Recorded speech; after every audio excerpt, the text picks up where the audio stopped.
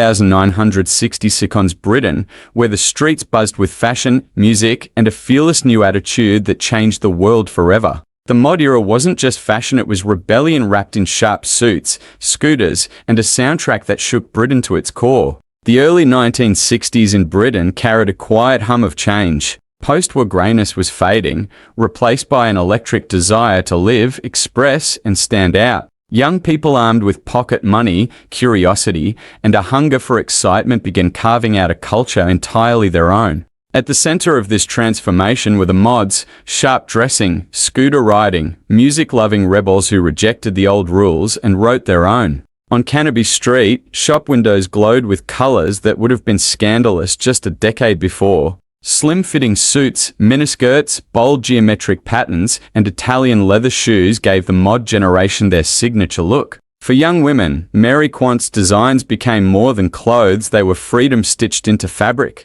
For young men, tailoring was everything. A perfect suit wasn't just style, it was identity. But mods weren't just about fashion, they were about movement. Italian Vespa and Lambretta scooters became moving works of art, buzzing through narrow city streets, polished chrome gleaming under the British sun. These scooters weren't just transportation, they were symbols of independence, allowing young people to escape to seaside towns or late-night clubs with a few kicks of the engine. And the music, oh, the music. The Who, the Small Faces, the Kinks bands whose guitars and drums became the heartbeat of a generation. Rhythm and blues from America blended with British rock and soul, creating a sound that made feet move and hearts race. Clubs like the Marquee and the Flamingo were the beating centers of mod nightlife, where fashion and music collided under flashing lights and cigarette smoke. The mod scene also carried a quiet defiance. While their parents clung to the values of rationed books and wartime order, mods embraced pleasure, self-expression, and speed.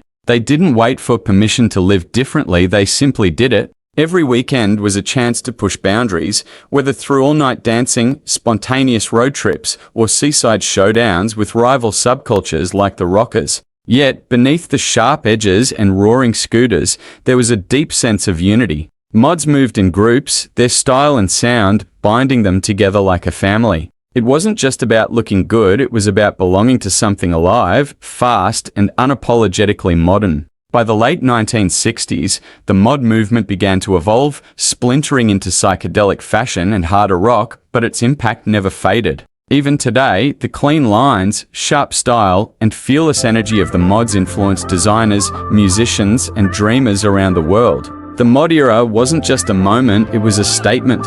And Britain, once seen as traditional and reserved,